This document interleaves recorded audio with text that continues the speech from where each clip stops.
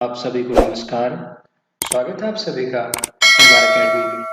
तो यहाँ पर हम आज बात करने वाले हैं मैथ को लेकर। तो जैसा कि हमने पिछली वीडियोस में बात की थी कि DSSS जो है मैथमेटिक वाले पोर्शन से अर्थमेटिक एंड एडवांस इन दोनों ही पोर्शन में से अर्थमेटिक का जो पोर्शन होता है वहीं से क्वेश्चन आएंगे, और जो एडवांस का पोर्शन है इस पोर्शन से आपको क्वेश्चन एग्जाम में देखने को नहीं मिलते। तो आप में से जो भी DSSS की तैयारी कर रहे हैं वो सिर्फ अर्थमेटिक को तैयार करें। एडवांस आपके एग्जाम में नहीं आने वाला है, तो आपका पूरा फोकस जो है वो अर्थमेटिक वाले पोर्शन पर होना चाहिए। अब अर्थमेटिक के अंदर जो चैप्टर्स आते हैं उनके हमने यहाँ पर नाम लिखे। तो अर्थमेटिक में ये कुछ चैप्टर्स हैं। इन चैप्टर्स में से DSSS ने जो एग्जाम लिए थे उनमें इन चैप्टर से क्वेश्चन आए हुए हैं। तो अर्थमेटिक के इन चैप्टर्स से DSSS ने जो एग्जाम लिए उनमें क्वेश्चंस आए हैं। तो अर्थमेटिक के नंबर सिस्टम, यूनिट डिजिट वाले, simplification, square and cube, HCF and LCM, percentage, profit and loss, discount, simple interest, compound interest, mixture and alligation, ratio and proportion, time and distance, boat and stream, time and work, average, mensuration, graphical representation. इन सभी chapters में से आपको पिछले जो exams हुए हैं उनमें आपको क्वेश्चंस देखने को मिलेंगे। तो ये सभी चैप्टर जो हैं आपको तैयार करने हैं मैथ्स के लिए। इन सभी चैप्टर को हम वन बाय वन करके डिस्कस करेंगे, जिसकी स्टार्टिंग हम परसेंटेज वाले चैप्टर से करेंगे। तो परसेंटेज से हम स्टार्टिंग करेंगे, देन वन बाय वन करके बाकी जो चैप्टर होंगे इन सभी को हम कंप्लीट करेंगे। और साथ ही साथ यहाँ पर जो प्रीवियस ईयर क्वेश्चन पेपर हैं उनके क्वेश्चंस को भी यहाँ पर हम डिस्कस करेंगे। तो चलिए देर न करते हुए हम शुरू करते हैं आज की क्लास परसेंटेज से। तो हम अपनी शुरुआत परसेंटेज से कर रहे हैं। परसेंटेज का मतलब होता है प्रति 100 पर 1।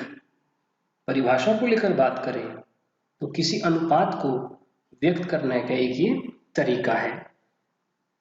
अर्थ को लेकर कहें तो प्रति 100 या प्रति सैकड़ा, यानी कि 100 पर कोई वैल्यू कितनी है उसे ही आप कहते हैं प्रतिशत। 100 में 1।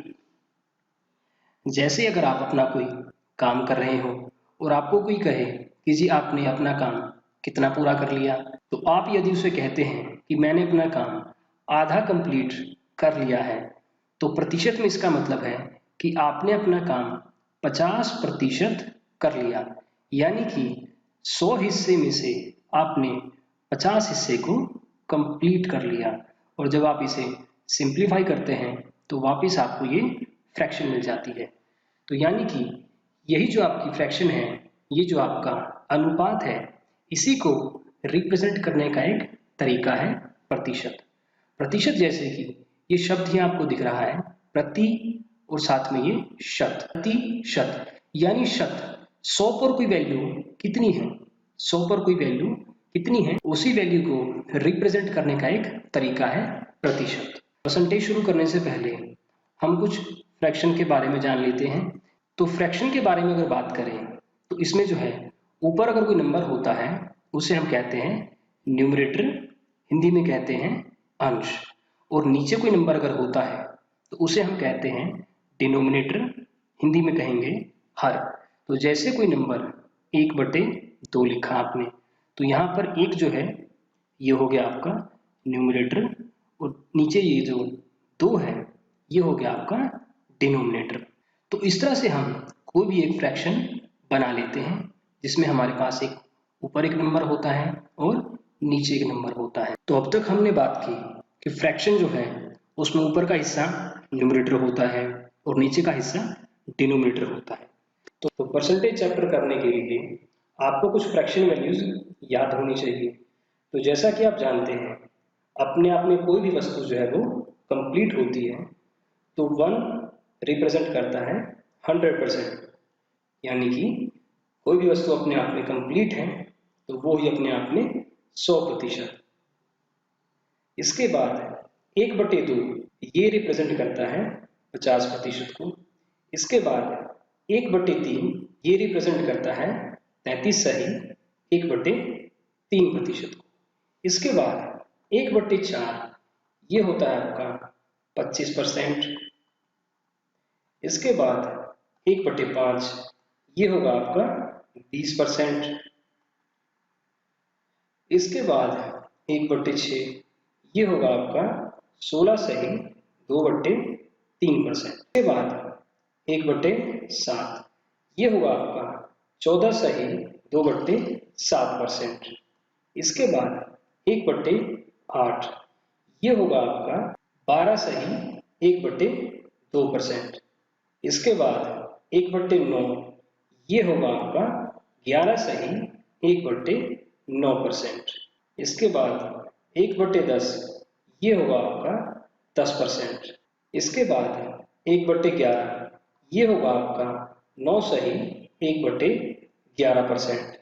इसके बाद 1/12 ये होगा आपका 8 सही 1/3%। इसके बाद 1/13 ये होगा आपका 7 सही 9/13%।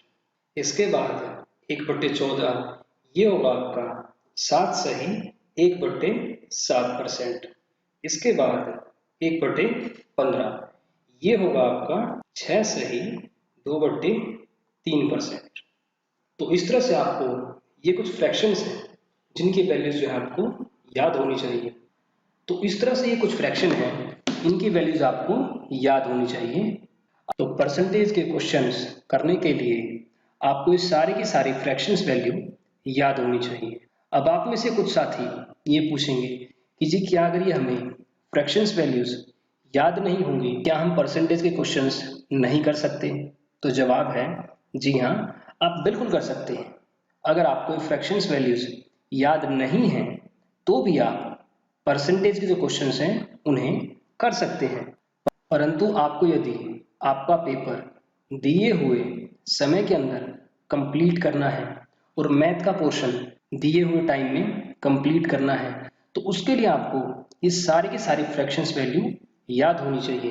तभी आप जो है क्वेश्चनों को बड़ी आसानी से बड़े ही कम समय में कर पाएंगे, वरना फिर आप वहां पर कैलकुलेशन में ही उलझे रह जाएंगे और आपका टाइम जो है वो निकल जाएगा। इसलिए एग्जाम में अपना टाइम बचाने के लिए, क्वेश्चनों को टाइम से करने के लिए आपको अपनी कैलकुलेशन फास्ट रखनी होगी।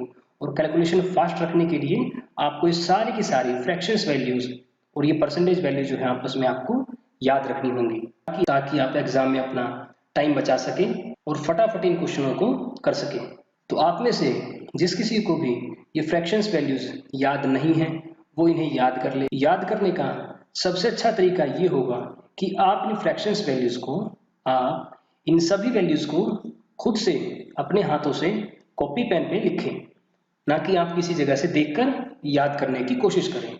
आप खुद से एक पेपर लें और एक पेन लें और उसके बाद वहां पर इन सभी फ्रैक्शंस को लिखें। आप रोजाना 1 से 2 बार इन फ्रैक्शंस को 1 हफ्ते तक लिखें। उसके बाद आपको ये अपने आप ही याद होने लग जाएंगे, क्योंकि आपको परसेंटेज के चैप्टर के साथ साथ बाकी और भी चैप्टरों में ये बहुत ज्यादा हेल्प करेगी। तो इसके लिए ये मस्ट है कि आप इन सभी फ्रैक्शंस वैल्यूज को याद करें। अब इन फ्रैक्शंस वैल्यूज की इंपॉर्टेंस क्या है, एक क्वेश्चन के जरिए हम जानने की कोशिश करते हैं।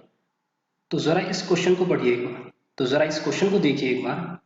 किसी संख्या को उसके 16 सही 2/3% में जोड़ने पर प्राप्त संख्या 4956। आपको संख्या ज्ञात करनी है कि वो जो संख्या है वो कौन सी है। तो इस क्वेश्चन को करने के लिए हम मानते हैं कि माना जो संख्या है, माना जो नंबर है वो हो गया हमारा x।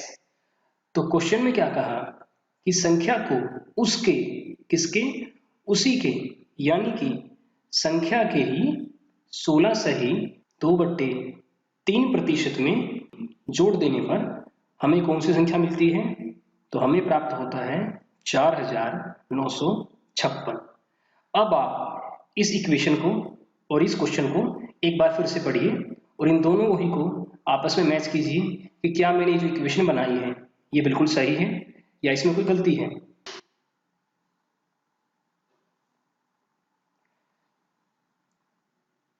तो हमने इस क्वेश्चन को इक्वेशन के रूप में लिख लिया। तो यहाँ पर किसी संख्या को उसके उसके 16 सही 2/3 16 सही 2/3 में जोड़ने पर हमें प्राप्त संख्या 4956 है। तो किसी संख्या के उसके 16 सही 2/3 में जोड़ने पर हमें प्राप्त हुआ 4956। तो अब इस इक्वेशन को हम सोल्व करेंगे। तो 16 सही 2/3 की जो फ्रैक्शन होगी वो होगी आपकी 1/6। तो यहाँ पर आप लिखेंगे x जमा x into 1/6 is equal to 4956। अब इसके बाद अब इसे सोल्व करने के बाद हमारे पास 7/6 x इज इक्वल टू 4956। अब इसके बाद x की वैल्यू के लिए हम इसे इस तरह से लिखेंगे एंड इंटू 6/7। अब इसे आप सोल्व कर देंगे तो 7 7 49, देन 0, देन 7 8 56। तो अब हम 708 की 6 से मल्टीप्लाई कर देंगे। तो 6 8 48 एंड 6 7 42, 4248। तो यहाँ पर लिख लीजिए आप इसको काट के 48। तो यहाँ पर हमारा आंसर आएगा 4248। तो इस तरह से आपने देखा ये क्वेश्चन जो था हमने डिटेल में किया। तो डिटेल में करने पे हमें कितना टाइम लग गया। अगर आपकी बहुत अच्छे से प्रैक्टिस है तो आप इस क्वेश्चन को 30 से 40 सेकंड में डिटेल में भी कर सकते हैं।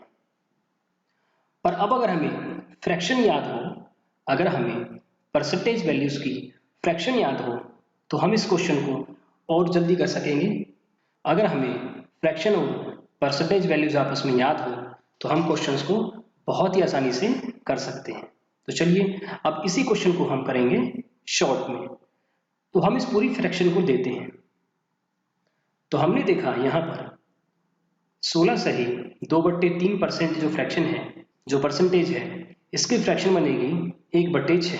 क्वेश्चन के अकॉर्डिंग किसी संख्या को उसके 16 सही 2/3% में जोड़ने पर, यानी कि ये जो नंबर है इसके 16 सही 2/3% में 1 जोड़ने पर, तो अगर हम 6 का 16 सही 2/3% निकालें तो वो होगा 1। तो अगर हम 6 में 1 जोड़ देंगे तो हो जाएगा हमारा 7। तो यानी कि क्वेश्चन ने क्या कहा कि जो प्राप्त संख्या है वो है 4956। तो यहाँ पर 7 जो यूनिट है ये रिप्रेजेंट कर रहा है 4956 को। तो हमारी एक यूनिट की वैल्यू आ जाएगी तो हमारी एक यूनिट की जो वैल्यू होगी वो होगी 708। इस तरह से हमारे पास एक यूनिट की वैल्यू आ गई 708। अब क्वेश्चन में क्या पूछा है? क्वेश्चन में पूछा है नंबर, संख्या। तो ये जो संख्या है आपकी वो है यहाँ पर 6 यूनिट। तो एक यूनिट की वैल्यू हो गई आपकी, तो यहाँ पर एक यूनिट रिप्रेजेंट कर रहा है 708 को। तो यहाँ पर 6 यूनिट जो है इतने को रिप्रेजेंट करेंगे। तो इसके लिए आप 6 की गुना कर देंगे 708 में। तो उसके बाद आपके पास आएगा 4248। तो इस तरह से भी आप इस क्वेश्चन को सॉल्व कर सकते हैं। तो आपने देखा कि ये पूरा ही क्वेश्चन जो हमने यहाँ पर डिटेल में किया। उसके बाद यहाँ पर हमने शॉर्ट मेथड में देखा कि हमारे पास नंबर की परसेंटेज वैल्यू थी। परसेंटेज वैल्यू से हमने उसकी फ्रैक्शन बना दी। तो इस तरह से हमने 6 का 16 सही 2/3% निकाला। तो इस तरह से हमारे पास परसेंटेज और फ्रैक्शन के बाद ये हमारे पास ओरिजिनल वैल्यू हो गई और ये हमारे पास फाइनल वैल्यू हो गई। तो यहाँ पर हमने 7 यूनिट के बाद, तो यहाँ पर हमने 1 यूनिट की वैल्यू निकाली और उसके बाद हमने फिर जो हमारा ओरिजिनल नंबर है, यानी ओरिजिनल जो वैल्यूज हैं 6 यूनिट, उसको फिर हमने, तो इस तरह से हमने इस क्वेश्चन को डिटेल में किया और उसके बाद यहाँ पर हमने इसे शॉर्ट में किया। तो यहाँ पर आपने देखा कि कोई कितना ही बड़ा क्वेश्चन हो, कोई इतना बड़ा क्वेश्चन हो और अगर आपको और उसकी परसेंटेज वैल्यू की फ्रैक्शन अगर आपको याद है तो आप उसे बहुत ही आसानी से बड़े ही जल्दी कर सकते हैं। तो एग्जाम में इन सभी क्वेश्चंस को जल्दी से करने के लिए आप सभी परसेंटेज वैल्यूज को याद करेंगे। तो चलिए आज के लिए इतना ही, बाकी का जो डिस्कशन है वो हम अगली क्लास में करेंगे और अगली क्लास से हम क्वेश्चनों को टाइप वाइज उठाना शुरू कर देंगे, जिसमें कि हमारे पास एग्जाम के क्वेश्चन भी होंगे। तो उन क्वेश्चनों को फटाफट सोल्व करने के लिए ये ज़रूरी है कि आप सभी को परसेंटेज वैल्यू और नंबर की फ्रैक्शन वैल्यू ये दोनों ही आपको अच्छे से याद होनी चाहिए, तभी आप उन क्वेश्चंस को फटाफट कर पाएंगे। और ये जो हमारे लेक्चर होंगे इन सभी की पीडीएफ आपको हमारे टेलीग्राम चैनल पर मिल जाएंगी, जिसका लिंक नीचे डिस्क्रिप्शन बॉक्स में दिया हुआ है। जाने से पहले जिस किसी ने भी इस चैनल को अब तक सब्सक्राइब नहीं किया वो इसे सब्सक्राइब कर लें और पास में जो बेल आइकन है उसे दबा लें, ताकि आपको भविष्य में आने वाली जो भी क्लासेस हैं उसका नोटिफिकेशन समय से प्राप्त हो सके। धन्यवाद।